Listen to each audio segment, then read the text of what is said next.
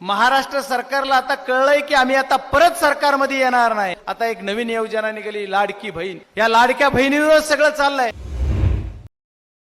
काहीतरी कोण काय घालतंय, कोण काय कसला रंग, काय काय काय काय ऐकतोय बघतोय। मला वाटतं हे खरं तेच माणसं आहेत का जे सांगायचे की मी म्हणजे मेच। शिवस्वराज्य यात्रेनिमित्त आज बारामती लोकसभा मतदारसंघातील दौंड ह्या विधानसभा मतदारसंघात जो कार्यक्रम आयोजित केला, याला प्रमुख म्हणून उपस्थित असणारे तुमचं आमचं सर्वांचं लाडकं नेतृत्व आदरणीय जयंतदादा, त्याचबरोबर या मतदारसंघाच्या लोकप्रिय खासदार आमच्या नेत्या आदरणीय सुप्रियाताई सुळे, शिवस्वराज्य यात्रेचं आकर्षक आणि ज्यांच्या प्रेरणेतून ज्यांच्या संकल्पनेतून ही यात्रा सुरू होती असे आमचे संसदेतील सहकारी आमचे नेते आदरणीय अमोल भैया कोले आणि प्रदेशाचे युवकाचे अध्यक्ष आदरणीय महबूबाई शेख, या तालुक्याचे अध्यक्ष आदरणीय आप्पासाहेबजी पवार,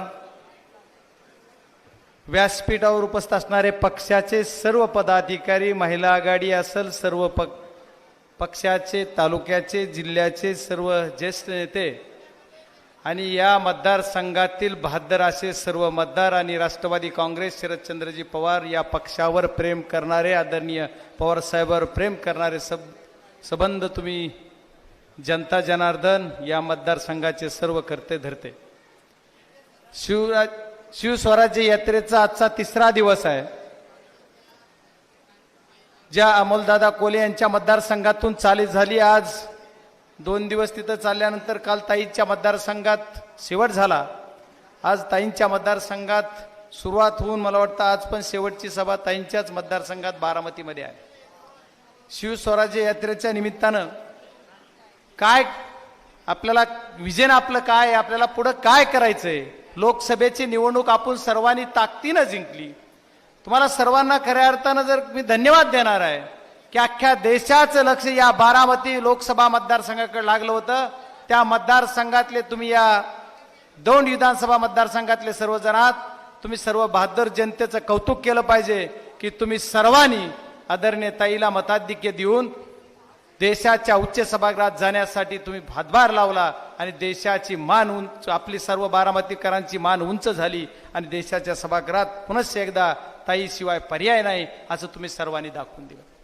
या बारामती मतदारसंघात महाराष्ट्रात जसा पाऊस पडत होता, जसं आता पावसाचं प्रमाण बघा आमच्या मराठवाड्यात कमी आहे, पश्चिम महाराष्ट्रात कोकणात जास्त आहे, तसा जसा मतदारसंघामध्ये काही वेगळा पाऊस पडायचा तसा बारामती लोकसभा मतदारसंघात सर्वाधिक पाऊस त्यावेळेस पडत असेल असं म्हणलं जातंय आणि मला वाटतं नक्कीच पाडला असेल।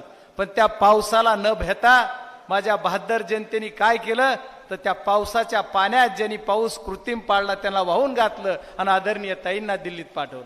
त्याच्यामुळे तुम्ही खरोखर या बारामतीकरांचे आभार मानावे तेवढे कमी आहेत। महाराष्ट्रामध्ये वेगळ्या वेगळ्या पद्धतीचे काही काही उपक्रम चाललेत। महाराष्ट्र सरकारला आता कळलंय की आम्ही आता परत सरकारमध्ये येणार नाही। त्याच्यामध्ये काय काम करतायत, आता लोकांना आस लावणे, खोटे आश्वासनं देणे, असा कार्यक्रम महाराष्ट्र सरकारचा चालू आहे। या महाराष्ट्र सरकारमध्ये जे 3 पक्ष एकत्र आहेत, 2 पक्ष फोडून ते तिकडे जाऊन सरकार स्थापन केलंय। आपण ज्यावेळेस आपलं महाविकास आघाडीचं सरकार होतं त्या काळामध्ये जे कामं झालेत त्या कामाचा लोकांना अजेंडा जर बघितला तर या महायुतीच्या काळात आज जे काम केलं जातंय, लोकांना खोटे आश्वासनं दिले जातात। आता एक नवीन योजना निघाली, लाडकी बहीण। या लाडक्या बहिणीवर सगळं चाललंय। पण हे योजना तुम्हाला काढायचीच होती तर लोकसभेला लाडक्या बहिणीला सगळं सोडून द्यायचं, म्हणजे आता विधानसभेला लोक म्हणले असते की आम्हाला काहीतरी केलंय। पण असं होत नाही। वेगळ्या वेगळ्या काहीतरी उपक्रम राबवले चाललेत, काहीतरी कोण काय घालतंय, कोण काय कसला रंग, काय काय काय काय ऐकतोय बघतोय। मला वाटतं हे खरं तेच माणसं आहेत का की जे सांगायचे की मी म्हणजे मेच।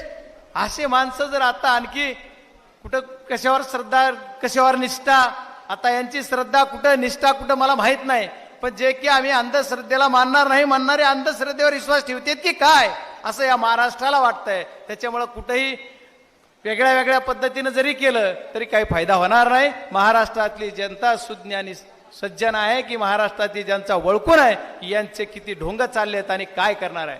महाराष्ट्रातल्या जनतेला नक्की माहित आहे. आमच्या मराठवाड्याचा भाग वेगळा आहे, पश्चिम महाराष्ट्र वेगळा आहे, कोकण वेगळं आहे, विदर्भ वेगळा आहे. प्रत्येकाच्या गरजा आणि आवश्यकता वेगळी वेगळी आहे. पण या मतदारसंघामधून जशी लोकसभेची निवडणूक झाली त्याच पद्धतीने या पुणे जिल्ह्यामध्ये सर्वाधिक आमदार कुठल्या जिल्ह्यात आहेत? महाराष्ट्रात पुणे जिल्ह्यात आहेत. आणि त्याच्यापैकी सुद्धा मला वाटतं मागच्या वेळेस सुद्धा आपल्याला 10 का 11 आमदार निवडून आले. सर्वाधिक आमदार आपल्या पक्षाचे निवडून आले. आता आपण आपल्याला याच काळामध्ये आपल्याला पुनरावृत्ती करून आपले सर्वाधिक आमदार मागच्या वेळेसपेक्षा किंबहुना 2-3 तरी आमदार आपले जास्त यावेत अशी तुम्ही सर्वांनी खुणगाट बांधायची. आज शिवस्वराज्य यात्रेच्या निमित्त आपण काय काय करायचंय तर ज्या लोकसभेतल्या काही घटना आपल्याला अनुभवायला भेटल्या.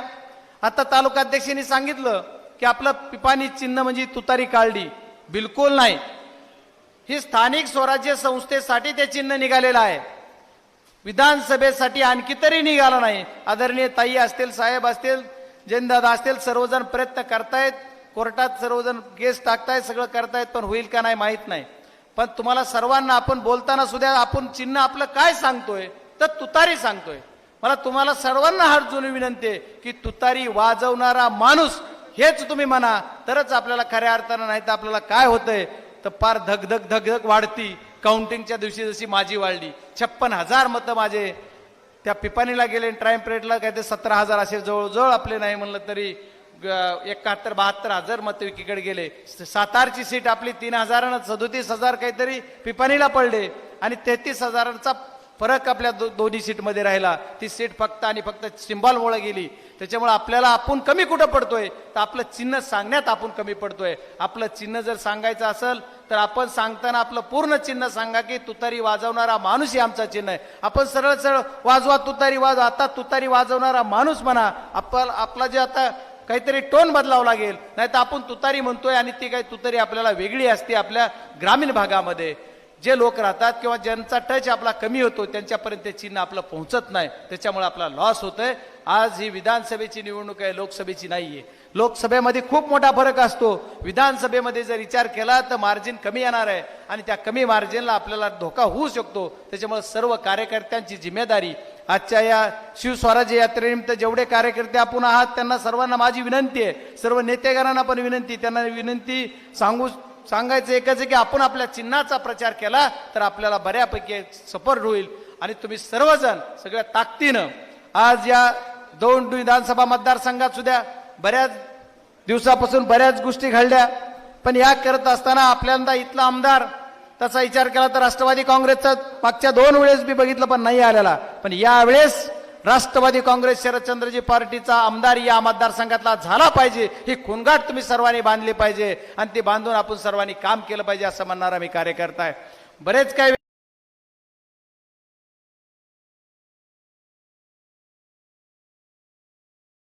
वेगळे वेगळे विषय आहेत. महाराष्ट्र शासनाच्या बाबतीत महाराष्ट्र शासनाने ज्या काही योजना राबवल्या, ज्या काही आपल्या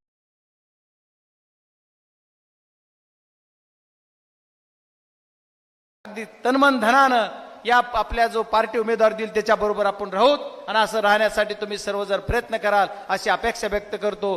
प्रत्येक वेगळ्या वेगळ्या जिल्ह्यात वेगळे वेगळे विषय आहेत. माझ्या जिल्ह्यात 3रंच आहे, तुमच्या इथं वेगळं आहे. नशीब आहे तुम्हाला की आदरणीय ताई इथं खासदार आहेत, आदरणीय साहेब तुमच्या जिल्ह्यात आहेत. आमच्या जिल्ह्यात आम्हीच आहोत. ज्या जिल्ह्यामध्ये आम्हाला काय काय त्रास झालाय ह्याचं तुम्ही सर्वांनी बघितलं. महाराष्ट्रामध्ये नव्हतं, देशामध्ये सर्वात उशिरा कुठला निकाल लागला तो तर बीडचा लागला, कारण ती लागूच द्यायचा नव्हता असा लागला असा. त्याच्यामुळे ती काम ते करत होते. त्याच्यामुळे सर्वांना विनंती आहे ही यंत्रणा सगळी आहे, काय वापरली जात होती, काय कुठं कुठं आमच्या विरोधात केलं जात होतं हे सर्व तुम्ही बघितलं.